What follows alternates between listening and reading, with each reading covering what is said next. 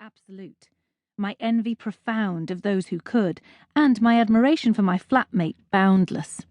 She would appear at the front door, glowing from one of her regular routes around Regent's Park or Hampstead Heath, and I would welcome her enthusiastically. We'd chat about what she'd seen while she leaned at the kitchen counter sipping a glass of water, and I sat on the sofa with my laptop propped on my knees like a windy baby. I wish I could run. There is a certain comfort in saying it aloud. It looks like so much fun, I'd say, sighing, as she took off her running shoes. I felt a twinge of sadness, knowing that it was too late for me to start. I would reach for the TV remote with resignation. As I watched my flatmate's running clothes circulating hypnotically in the washing machine, I never questioned the casual lunacy of my conviction that I couldn't run. I remember being 6 or 7 and running being what I could barely wait to do during break time at school. And I remember being 30, having total confidence that running was utterly beyond me. The change had been cumulative, something that I let happen to me, a state of affairs I succumbed to without question. Somehow, I had forgotten the itch in my legs when I was in school, looking up at the clock back at the teacher and out of the window. Soon. Then, the very second the bell rang, we would grab our coats and head outside to play whatever game we could think of, as long as it meant running around. We didn't call it running at that age because running was how we did everything. Mittens trailing from our sleeves and braids whipping at our cheeks. We were just children doing our thing. We ran and we laughed. They were one and the same. As a 10-year-old, I stood daydreaming at the start of the 400-metre circuit.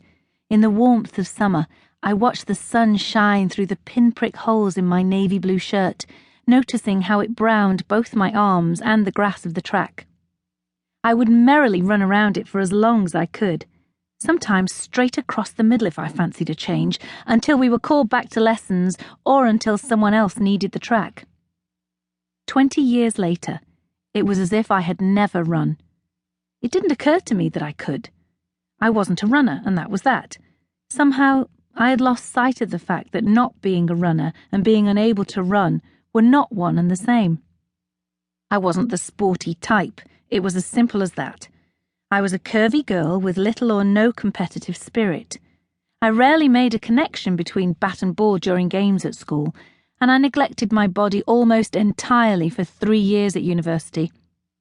Perhaps I broke into a run that time I was pushing my friend Claire down Cottam Hill in a shopping cart, and I know I danced on a podium a few times, but those were definitely the sum of my collegiate athletic endeavours.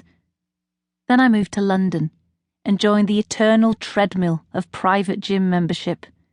Each time I looked round a new venue, I told myself that this would be the one. This would be the gym that would make me fall in love with exercise. They never did. Once the oleaginous buzz of viewing the facilities, being given my workout profile and trying the steam room for the first time was over, the magic faded, and I returned to fleeting, guilty glimpses at my bank statement as I realised each visit was costing me more and more. Back then, I didn't know that the gym was just sticky methadone to the heroin of running outdoors. How could pounding along the treadmill, going nowhere in front of a wall of relentless rolling news, compare to the freedom of running along the seafront, looking up at a hovering seagull and finding yourselves neck and neck for a moment? Still, I continued.